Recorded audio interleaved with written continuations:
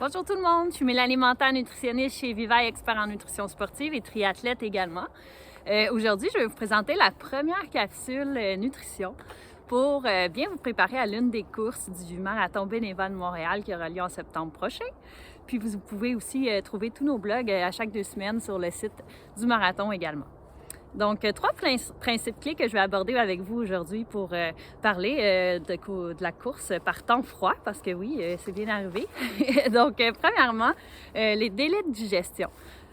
Qu'il fasse chaud ou froid, ceux-ci vont s'appliquer. Donc, on a différents nutriments qui nous donnent de l'énergie dans notre alimentation. Puis, les glucides sont à favoriser pour donner de l'énergie à vos muscles, puis favoriser une digestion plus rapide.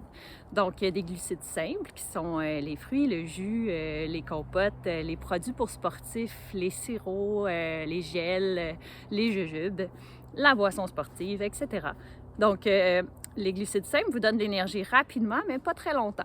Alors, on veut peut-être ajouter, là, quand on a un délai un petit peu plus long avant notre sortie, on va essayer d'ajouter des glucides complexes. Alors, des produits céréaliers qui contiennent de l'amidon, du pain, du gruau, du riz, des pâtes, des pommes de terre, des barres, etc.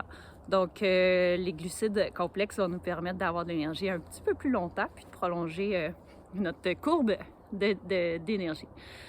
Si on ajoute les protéines, on va avoir encore plus d'énergie un peu plus longtemps, mais on doit laisser un plus grand délai là, avant de partir s'entraîner parce que ça se peut que ce soit un petit peu plus long à digérer. Tout est selon tolérance, évidemment. Les gras sont un petit peu plus difficiles à digérer, donc on va limiter leur consommation là, juste avant un effort physique. On va se laisser un plus gros délai si on veut en manger avant de partir.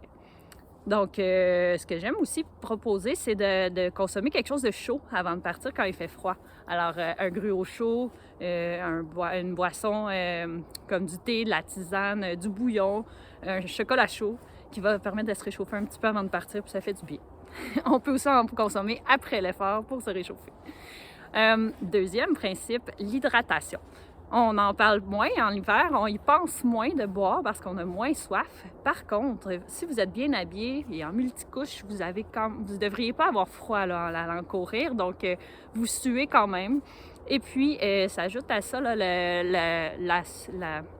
l'eau perdue par la respiration. Donc, quand on met notre cache-cou en avant, on respire, bien là, ça crée de l'eau, puis on perd aussi, on perd beaucoup d'eau via la respiration, contrairement à ce qu'on peut penser.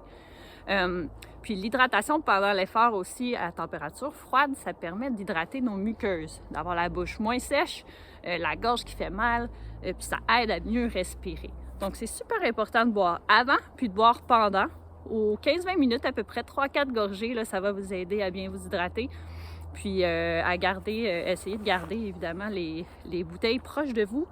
Donc moi j'aime bien les bouteilles molles comme ça, que je tiens soit proche de mon corps dans une ceinture de course en dessous des vêtements ou bien dans mes poches internes ou proche du corps pour éviter que ça gèle.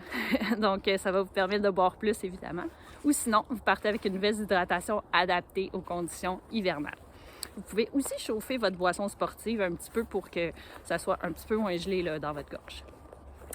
Troisième principe, ça a été démontré que les glucides, pendant un effort prolongé d'au-delà de 60-90 minutes, ça l'aidait dans le fond à récupérer et à favoriser une meilleure immunité.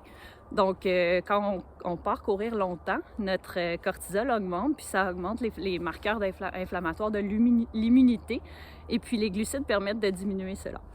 Donc, comme en été, on essaie de viser 30 à 60 grammes de glucides par heure en intégrant différents types de choix qu'on aime, différents types de glucides. Exemple, moi j'aime bien amener des barres de fruits, des barres de figues, voilà. Donc, un peu comme ça, des morceaux des biscuits Newton ou des Nature's Bakery, des barres de fruits séchés minces ou plus épaisses comme ça, ou des jujubes ou des fruits séchés. Puis, flacon de sirop d'érable réutilisable que je tiens évidemment proche du corps. Vous pouvez vous munir d'une ceinture de course qui colle au corps comme ça, puis mettre tous vos produits dedans ou vos gourdes aussi. Puis même, ça rentre une banane, donc ça peut être un choix aussi Tout le monde aime les bananes ou presque. J'en connais pas beaucoup qui aiment pas ça. Donc, vous pouvez ajouter ce que vous voulez dans votre ceinture, puis manger régulièrement pendant votre effort pour vous permettre d'avoir de l'énergie tout au long de votre course. Donc, j'espère que vous allez tester plusieurs produits, aliments, boissons pendant les fêtes à différents moments de la journée pour vraiment essayer de voir qu'est-ce que vous tolérez le mieux puis qu'est-ce que vous aimez le mieux aussi pour maintenir votre énergie jusqu'à la fin. Donc, je vous souhaite de joyeuses fêtes puis au plaisir de se revoir.